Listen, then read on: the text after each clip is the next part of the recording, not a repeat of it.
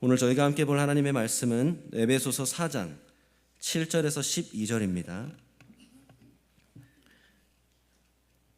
에베소서 4장 7절에서 12절입니다.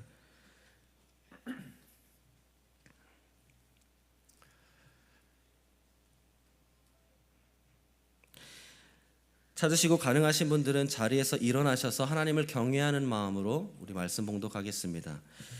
우리 한 절씩 교독하고 12절 합독합니다. 제가 먼저 읽겠습니다. 우리 각 사람에게 그리스도의 선물의 분량대로 은혜를 주셨나니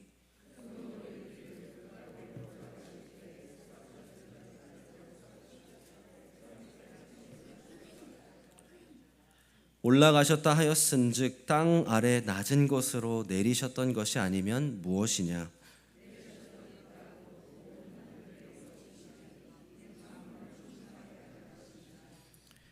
그가 어떤 사람은 사도로, 어떤 사람은 선지자로, 어떤 사람은 복음 전하는 자로, 어떤 사람은 목사와 교사로 삼으셨으니 이는 성도를 온전하게 하여 봉사의 일을 하게 하며 그리스도의 몸을 세우려 하심이라.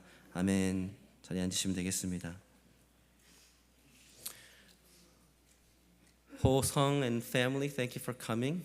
If English is a preference, we have English service afterwards. Just wanted to let you know. 우리 손흥민 선수가 미국 MLS 축구 리그로 와서 대단한 활약을 보이고 있습니다. 온 지 얼마 되지도 않았는데 9경기 만에 8골을 넣었고 심지어 5경기째에는 리얼 솔트레이크를 상대로 해트트릭까지 하게 되었습니다. 참 자랑스러운 우리 선수죠. 그런 손흥민 선수가 해트트릭을 한 경기가 끝나고 이제 쇄도하는 기자들의 축하와 질문에 딱 이렇게 답했습니다. 내가 잘해서 해트트릭 한 것이 아니라 팀의 모든 선수들이 잘해준 덕분입니다. 이 손흥민 선수의 실력과 성품이 빛나는 순간이었다라고 생각합니다. 그러나 맞습니다. 손흥민 선수 혼자 일궈낸 해트트릭 그리고 팀의 승리가 당연히 아니죠. 스포츠는 팀 때문에 가능한 겁니다.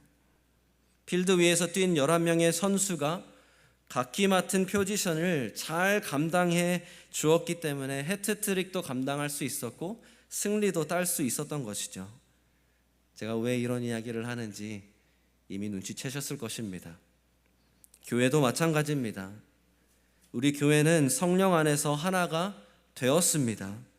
그래서 하나 되기를 힘써야 한다고 말씀하셨죠. 스포츠로 따지면 이 유니폼, 같은 유니폼을 입게 된 것입니다. 한 팀입니다. 그러나 스포츠와 마찬가지로 같은 유니폼을 입었다고 해서 다 같은 포지션으로 뛰는 것이 아닙니다. 오늘 본문에서 바울은 주님의 몸된 교회는 하나이면서도 그 한 몸을 들여다보면 참 다양하다라는 것을 말하고 있습니다. 그러기 너무 중요합니다. 그 하나됨과 다양함이 조화를 이룰 때 비로소 주님의 몸된 교회를 세워간다라는 것입니다. 사랑하는 성도 여러분, 이거 먼저 여쭙니다. 이 팀 유니폼 다 받으셨습니까? 아직 받지 않으셨으면 광고 드린 대로 우리 안수 집사님들께 꼭 요청하셔서 받아주십시오. 나중에 저희 소풍 가거나 야외 예배 드릴 때 다 입으시도록 부탁드릴 겁니다. 그러니까 다 받으셔야 됩니다. 근데 오늘 이 말씀을 통해서 하나님께서 이 팀 유니폼을 다 같이 똑같이 입었지만 우리를 어떻게 또한 다양함이 공존하는 공동체로 세워주셨는지 하나님께서 가르쳐 주시기를 간절히 소망합니다. 그래서 우리 한 사람 한 사람이 각자의 책임과 역할을 다해 하나가 되어 주님의 몸된 교회를 세워나가기를 결단하는 귀한 시간 되기를 간절히 소망합니다. 아멘. 그래서 질문은 이것입니다. 교회는 어떻게 다양하다라는 걸까요? 어떤 다양함을 말하는 것입니까? 첫 번째, 주님이 다양한 은사를 주십니다. 첫 번째, 주님이 다양한 은사를 주십니다. 7절입니다. 우리 각 사람에게 그리스도의 선물의 분량대로 은혜를 주셨나니. 이 국문으로는 도드라지지는 않지만 영어를 보시면 7절이 어떻게 시작하죠? But로 시작합니다. 직전에 하나님이 부르심으로, 우리의 행실로, 또 우리 믿음의 고백으로 성령 안에서 하나 되게 하셨다. 그래서 그 성령 안에서 하나 된 것을 힘써 지켜야 된다. 유니티가 중요하다 라고 말씀하셨죠. 그래서 한 몸이다, 한 몸이 되어라 말씀하셨습니다. 그러나 동시에 바울이 말하고자 하는 것은 우리 각 사람이 다르다 말하는 것입니다. 어떻게 다릅니까? 그리스도의 선물의 분량대로 각각에게 은혜를 주셨다. 저 선물이라는 단어가 곧 소위 말하는 은사라는 단어입니다. 그리고 중요한 것은 저 은혜는 우리를 구원하신 그 은혜가 아니라 우리를 일하도록 하시는, 주를 섬기도록 하는 은혜입니다. 직전 3장 7절에 보면 바울이 자신을 예로 들고 있는 것을 볼 수 있습니다. 이렇게 말합니다. 이 복음을 위하여 그의 능력이 역사하시는 대로 내게 주신 하나님의 선물을 따라 내가 일꾼이 되었노라. Minister according to the gift of God's grace. 하나님께서 은혜로 주신 선물 때문에 복음의 일꾼이 되었다. 그러니까 이 4장에서도 은사와 은혜를 말할 때는 이제는 주를 섬기게 하는 그 은혜, 그리고 그 은사를 그래서 주셨다는 것입니다. 사실 로마서 12장 4절에서 8절이나 고린도전서 12장에서 14장에는 전부는 아니지만 다양한 은사의 리스트를 우리가 찾아볼 수 있습니다. 관련해서는 조만간 설교와 또 주제 강의를 통해서 지속적으로 교회에 가르칠 계획이 있습니다. 그러나 오늘 저희가 집중할 것은 그래서 하나님이 주시는 각각의 구체적인 은사가 뭐냐라기보다는 바울이 본문에서 강조하는 그것을 저희가 강조하기를 원합니다. 두 가지입니다. 첫 번째는 각 사람 구원의 은혜를 받았다면 그 모든 사람들이 동일하게 일꾼이 되는 은혜와 은사를 받았다. 모든 사람이 은사를 받았다. 첫 번째. 그리고 두 번째, 그 은혜와 은사를 후하게 주신 분이 누구시냐? 주님이시다. 지금 바울이 우리에게 집중 조명하게 하는 것이 있다면 그 주신 주님을 보라는 겁니다. 8절 말씀 보십시오. 그러므로, 제가 문법과 문맥이 참 중요하다고 늘 말씀드립니다. 성경을 읽을 때는 이런 접속사를 자세히 봐야 됩니다. 주님께서 그리스도의 분량대로 은혜를 베푸사 각 사람에게 은사를 주셨다. 그러므로 이렇게 기록되어 있지 않느냐라고 말하는 것이죠. 지금 8절 말씀을 제가 읽겠지만 이 8절 말씀은 사실 시편 68편 18절을 인용한 것입니다. 제가 읽어드립니다.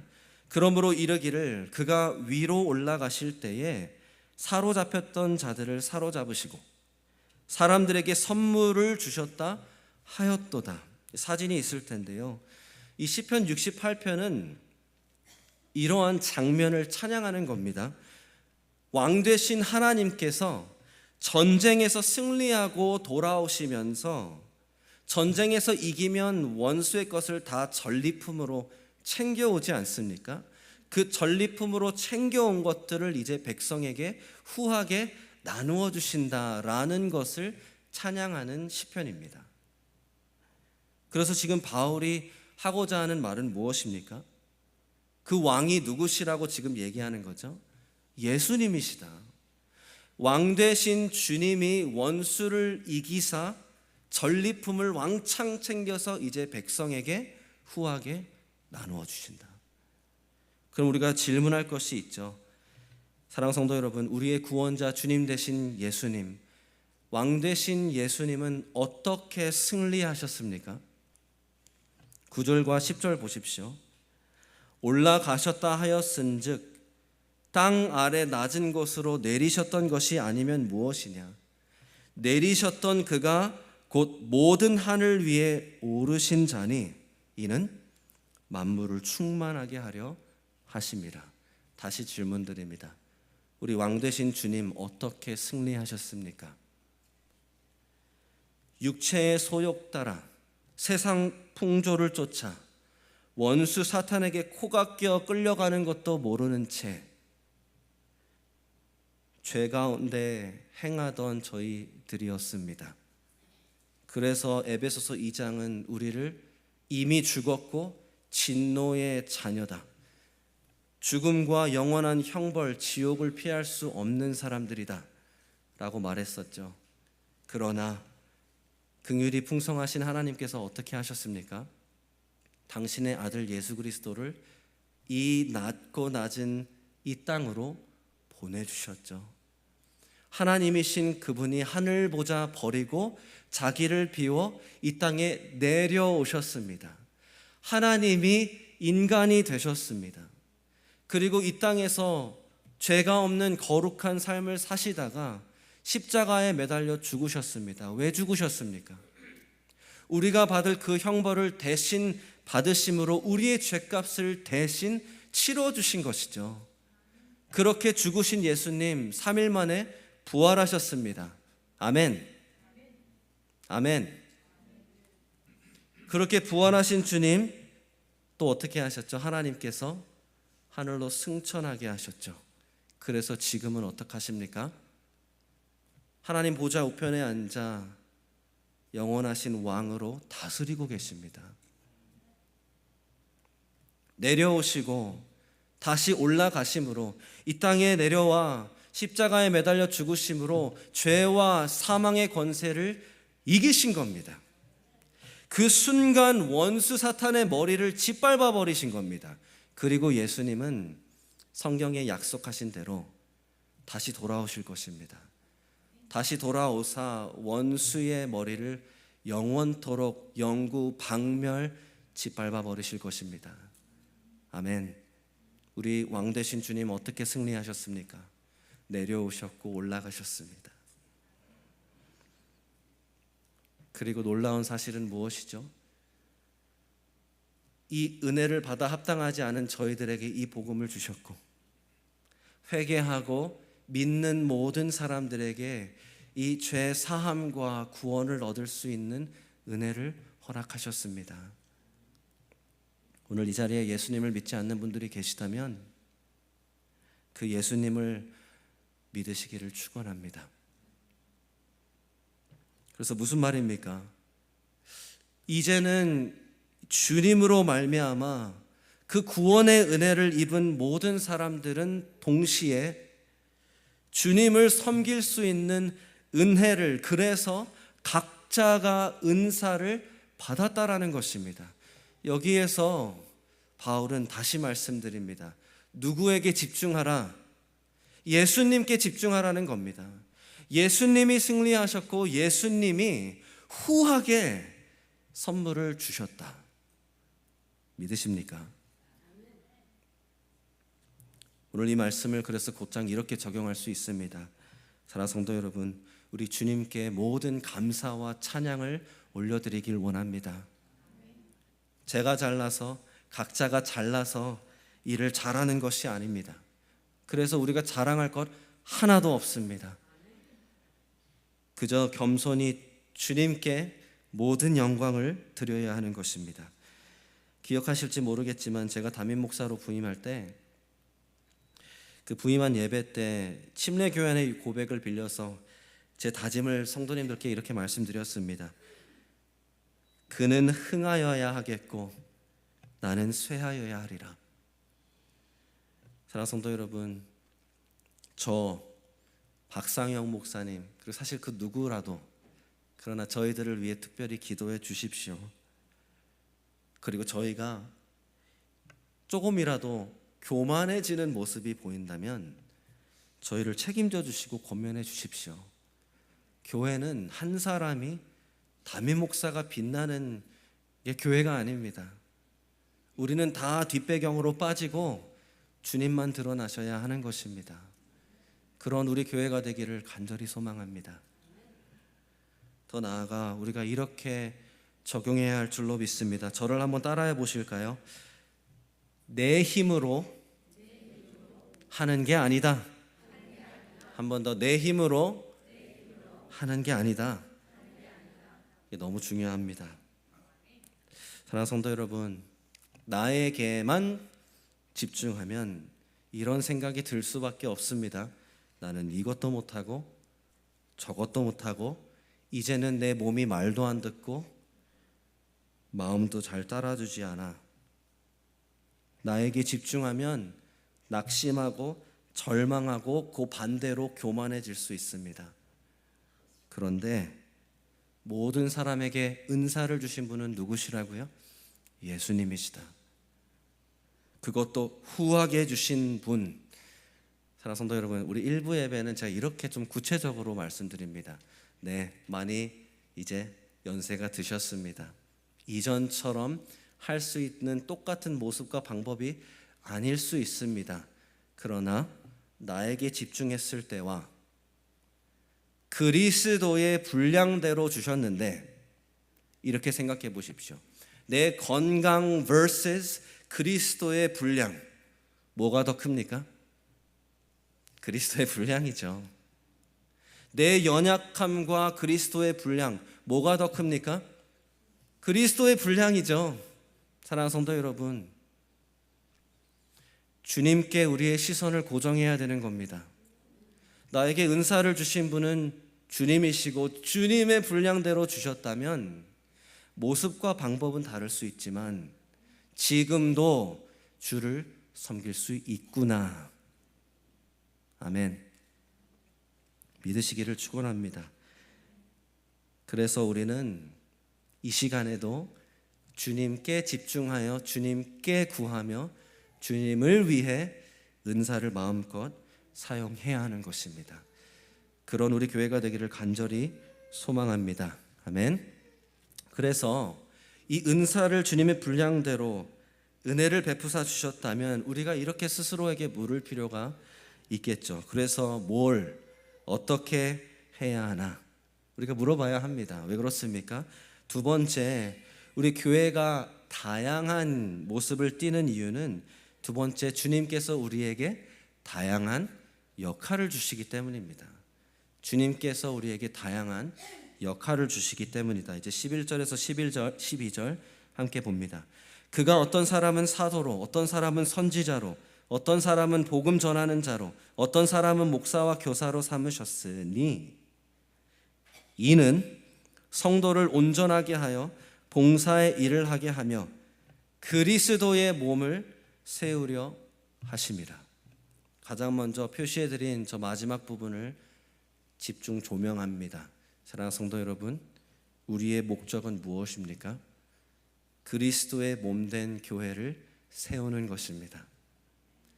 그리스도의 몸을 세우려 하심이라. 그래서 은사를 주신 것입니다. 교회를 세우려 하심이라. 동일한 목적이 있습니다. 그러나 그 역할은 다릅니다. 이 11절과 12절의 관계를 이렇게 이해해 보면 좋을 것 같습니다.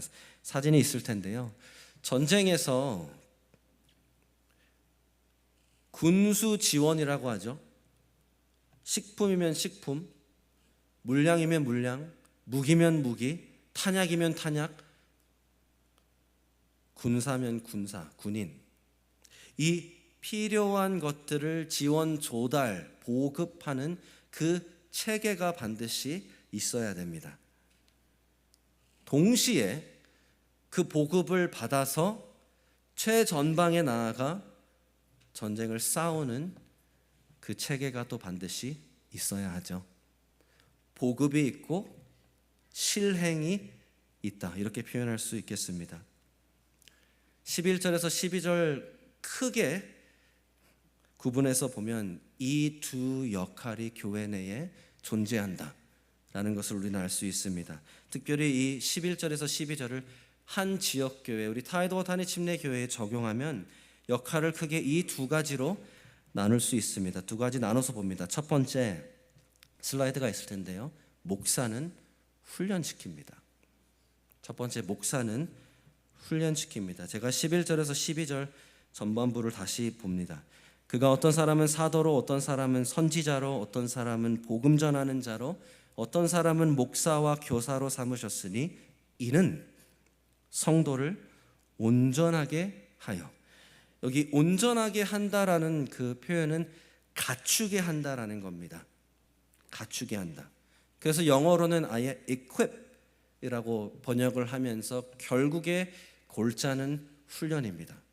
훈련을 시켜 주려고 이 사람들을 세우셨다. 이러한 얘기입니다. 저희가 각각을 좀 간단하게 보겠지만 먼저 이 말씀을 드립니다.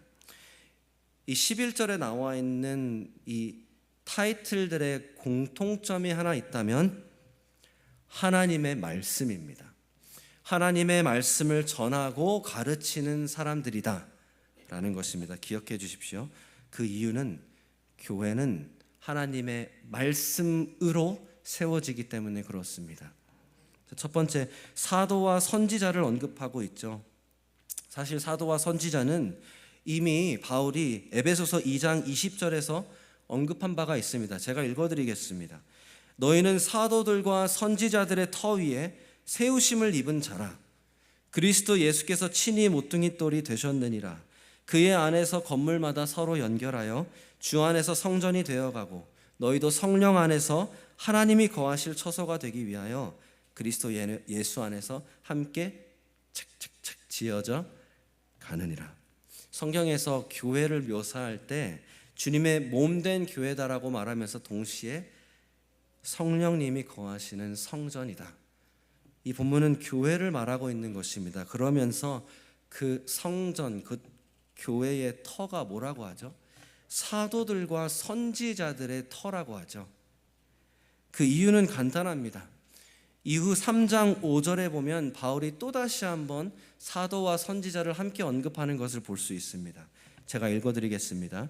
이제 그의 거룩한 사도들과 선지자들에게 성령으로 나타내신 것 같이 다른 세대에서는 사람의 아들들에게 알리지 아니하셨다. 무슨 말이냐면 이 사도들과 선지자들에게 이전에도 후에도 어떠한 세대에도 하나님께서 직접적으로 가르쳐 주시지 않은 놀라운 사실을 그들에게 주셨다. 성령으로 말미암아 구원의 경륜, 예수 그리스도의 복음의 비밀, 이를 통해서 주님께서 교회를 이제 불러 모으셨고 세워 가신다라는 그 비밀을 사도들과 선지자들에게만 주신 겁니다. 그래서 그들이 받은 계시로 인해 이제는 우리가 신약 성경을 갖고 있는 것입니다. 그 하나님의 말씀을 받아 계시로 기록하고 그 권위로 가르친 그 사람들이 바로 사도와 선지자들이다. 그래서 사랑하는 성도 여러분, 이 사도와 선지자의 직분과 역할은 끝났습니다. 이미 성경이 기록이 되었으며 교회의 터는 벌써 세워졌습니다. 중요한 것은 무엇입니까? 사도들과 선지자들의 터라고 했을 때는 결국에는 주님께서 그들에게 주신 말씀입니다. 말씀의 터 위에 교회가 세워진 것이다. 두 번째, 복음 전하는 자라고 하시죠. 혹은 전도자입니다. 사진이 있을 텐데요. 예를 들어 보면 아마 빌리 그레이엄 목사님을 떠올릴 수 있을 것 같습니다. 이 빌리 그레이엄 목사님 99살에 2018년도에 돌아가셨습니다. 근데 생전 185개국에서 약 2억 1,500만 명에게 라이브로 복음을 전하셨습니다. 아마 다음 사진 아시는 분이 계실 겁니다.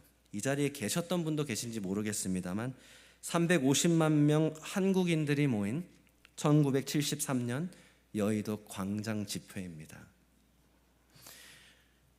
지금도 빌리 그레이엄 목사님의 설교를 들어보면 참 간단하고 명료하게 복음을 전하시는데 가슴을 후벼 팝니다. 정말 복음을 알아듣고 받아들일 수 있게 전하시는 은사가 분명히 있으셨던 것 같습니다. 이 전도자는 이와 같이 복음을 전하는 은사를 받은 사람이다 라는 것입니다. 근데 이 대목에서 저희가 분명히 알 것이 하나 있습니다. 특별히 복음을 잘 전하는 은사가 있으면 어떻게 한다고 했죠? 11절과 12절. 그러한 사람들을 통해 성도를 훈련시킨다. 그죠? 특별히 복음을 잘 전하는 은사가 있으면 성도들이 복음을 잘 전할 수 있도록 훈련을 시키는 것이다. 왜 그렇습니까? 온 성도는 그리스도인은 복음을 전할 의무가 있기 때문입니다. 무슨 말이냐? 나는 전도의 은사가 없어. 들어보셨죠? 나는 전도의 은사가 없어 라고 해서 안 해도 돼가 아니라는 겁니다.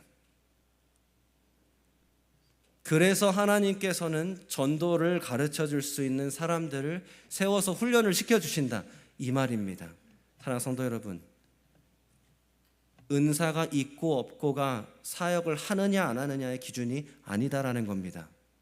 사역을 하느냐 안 하느냐는 하나님께서 하라 하셨으면 하는 거고 안 하셨으면 안 하는 겁니다. 성경이 기준입니다. 목사도 마찬가지입니다.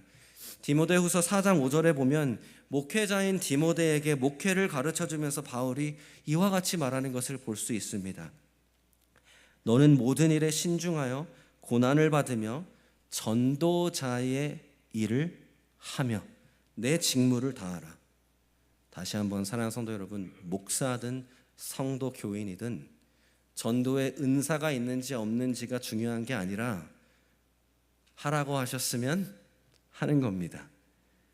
그리고 참 감사하게도 해야 되는 거면 가르쳐 주신다 이겁니다. 할렐루야. 사도와 선지자들은 교회의 말씀에 터를 세웠다면 이 전도자는 어떤 사람인가? 교회가 교회 밖으로 세상으로 나아가 그 하나님의 말씀을 전하게 하는 사람이다. 터도 말씀, 밖에서도 말씀, 그리고 마지막으로 안에서도 말씀이다.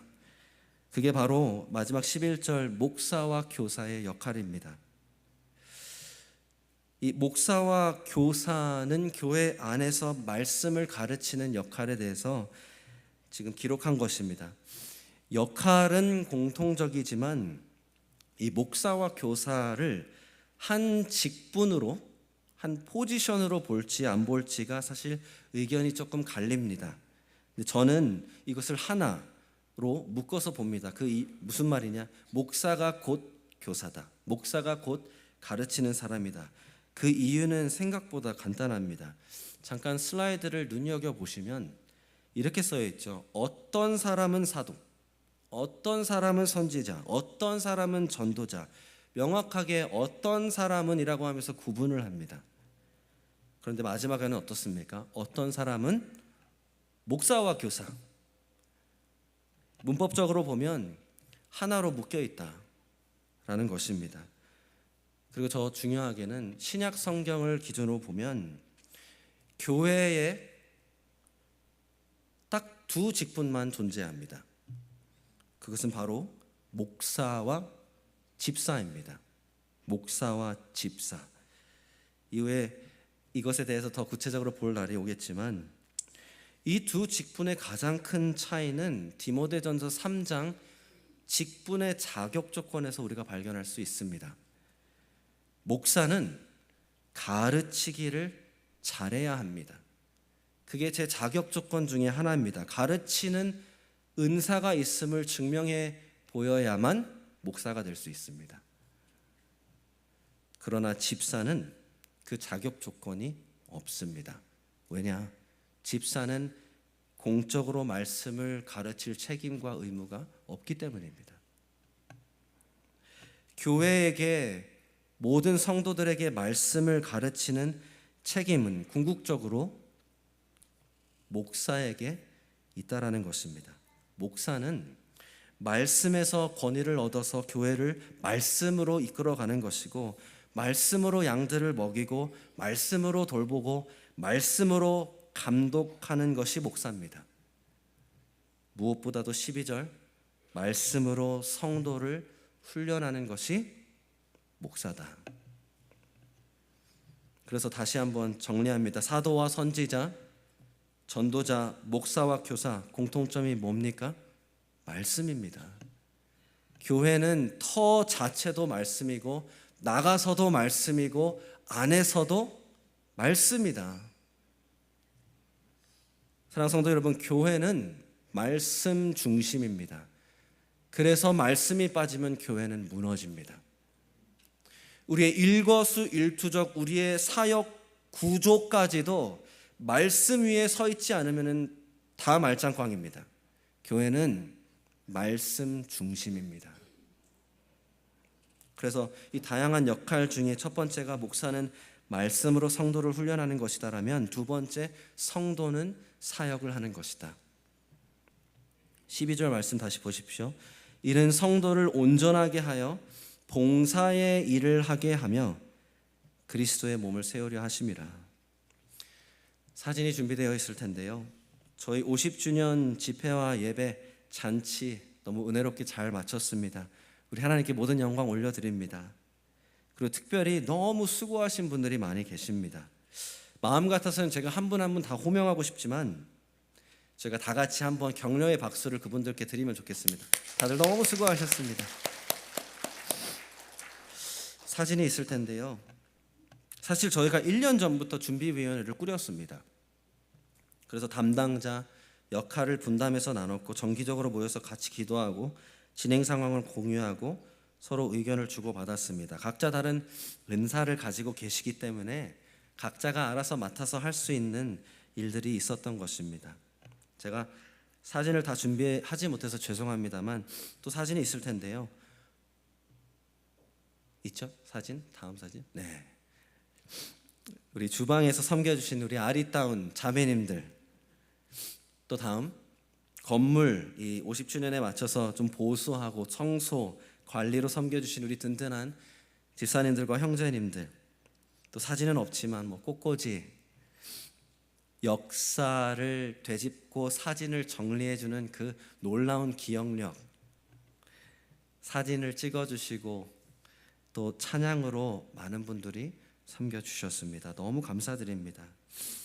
저는 겸손하게 이렇게 고백합니다. 저는 이 모든 영역에 대한 은사가 없습니다. 저한테 요리를 맡기시면 큰일 납니다. 잔치는 없습니다.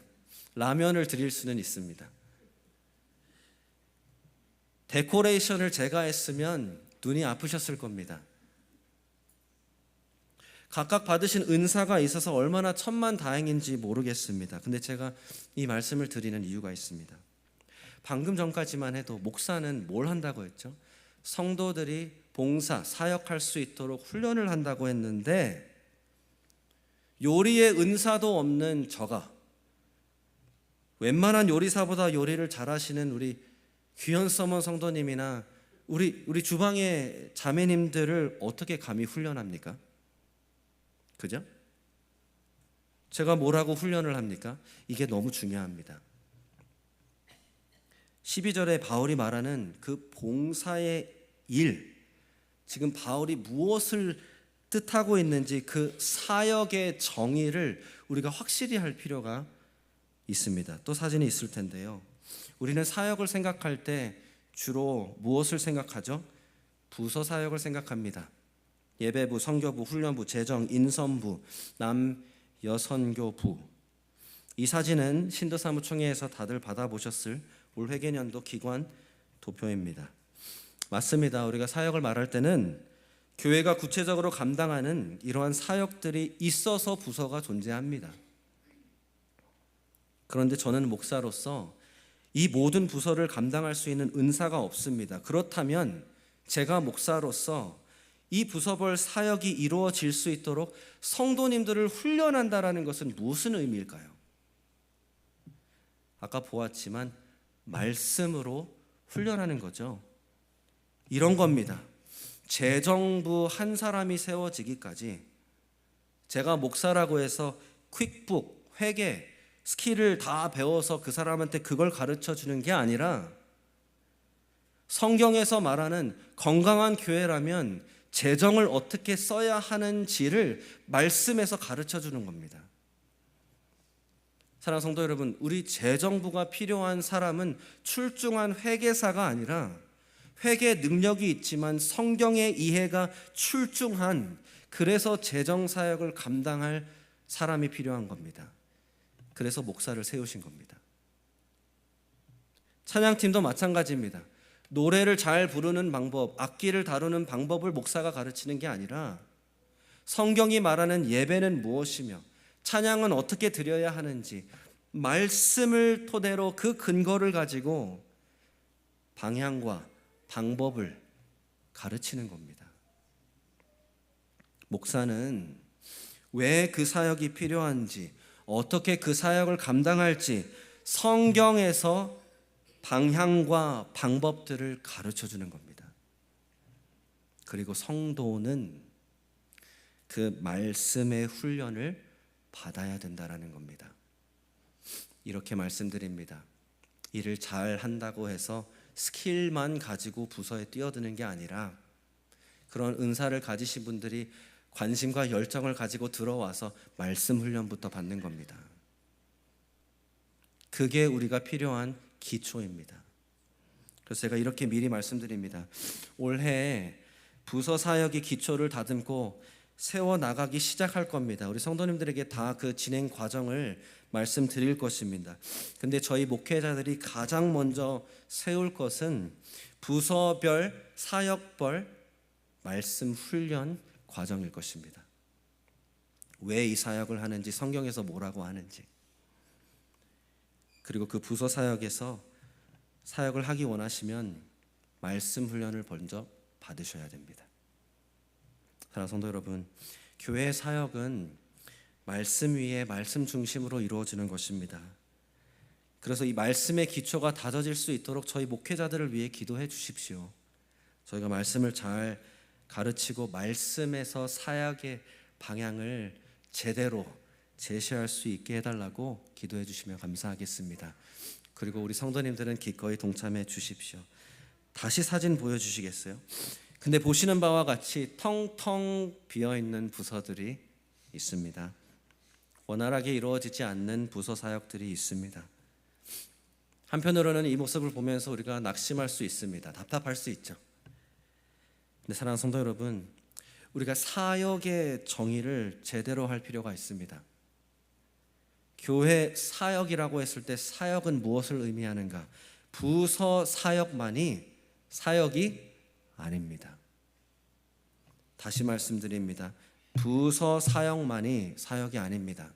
그래서 부서에 속하지 않으면 사역을 안 하는 거고 하지 않아도 되는 그런 게 아닙니다. 사실 오늘 본문에 바울은 ministry라는 월을 그저 한국어 개역개정에서는 어떻게 번역하죠? 봉사라고 나와 있죠. ministry는 service입니다. 섬기는 것. 성경이 말하는 사역은 구체적인 영역에만 국한되어 있는 것이 아니라 모두가 말씀 훈련을 받고 모두가 동참하는 사역이라고 말하는 것입니다. 그러면 제가 몇 가지 성경의 사역들을 소개해 드립니다. 갈라디아서 5장 13절. 오직 사랑으로 서로 종노릇하라. 골로새서 3장 16절. 피차, 그 말은 즉슨 서로 가르치며 권면하라. 목사가 수직적으로 강단에서 가르치는 것도 있지만 성도는 수평적으로 서로 가르쳐야 할 의무가 있습니다. 에베소서 5장 15절. 영어로는 speak the truth in love. 국문으로는 사랑 안에서 참된 것을 하라고 하지만 저 영어가 조금 더 적합합니다. 진리를 계속해서 서로에게 말해주는 것. 야고보서 5장 16절. 서로 기도하라. 에베소서 6장 18절. 여러 성도를 위하여 구하라. 영어로 보면 여러라고 해서 국한이 되어 있는 것 같지만 It's for all the saints. 모든 성도님들을 위해 구해라. 사랑하는 성도 여러분, 큰 고난을 겪고 있는 자매를 위해 기도하는 것이 사역입니다. 낙심하고 넘어져 있는 형제를 권면하고 격려하는 것이 사역입니다. 누군가를 집에 초대해서 따뜻한 식사 한 끼를 대접하는 그것이 사역입니다. 내 직장, 사업장, 동네 앞에 노숙자에게 따뜻한 이불 하나라도 사다 주는 것이 사역입니다.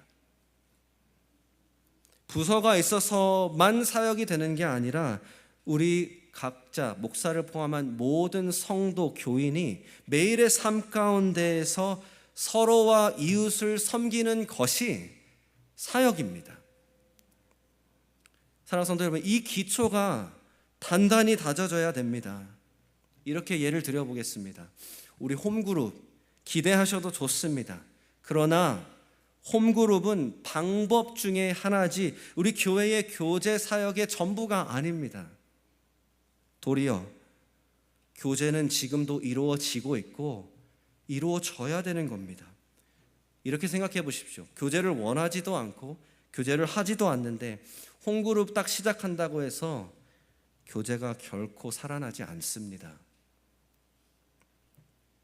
서로를 사랑하고 모이기를 힘쓰며 각자의 집을 열어 말씀과 떡을 나누는 매일의 성도의 모습이 있어야 교제는 이루어지는 것입니다.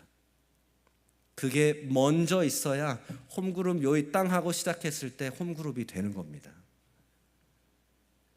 중보기도 팀에 들어오시면 너무 좋겠습니다. 그러나 중보기도 팀 사역이 교회의 기도 사역의 전부가 아닙니다. 서로를 위해 기도하고 온 성도를 위해 기도하는 매일의 성도의 교인의 모습이 있어야 그게 교회의 기도 사역입니다. 이 기초가 있어야 중보기도 사역도 살아나는 겁니다. 그래서 사랑하는 성도 여러분, 이렇게 말씀 마치고 적용해 드립니다. 물론 우리 부서 사역, 특정 사역이 활성화되도록 기도해 주십시오. 그러나 기다리지 마십시오. 그때까지 기다리실 필요가 없습니다. 우리 모두는 지금도 계속 사역을 해야 합니다. 그럴 때, 그 기초가 생겼을 때 그 위에 세우는 어떠한 구조나 어떠한 방법들도 원활하게 우리의 사역을 활성화시키는 것입니다. 사랑하는 성도 여러분, 주님은 우리를 하나로 묶어주셨고 또한 하나님의 은혜로 말미암아 은사를 주시고 역할을 주셨습니다. 우리 모두에게 마찬가지입니다. 우리 온 성도가 그 다양한 은사와 역할을 감당함으로 하나 될 때 주님의 몸된 교회가 우리 TKBC가 세워져 가기를 간절히 축원합니다. 아멘. 함께 기도하겠습니다.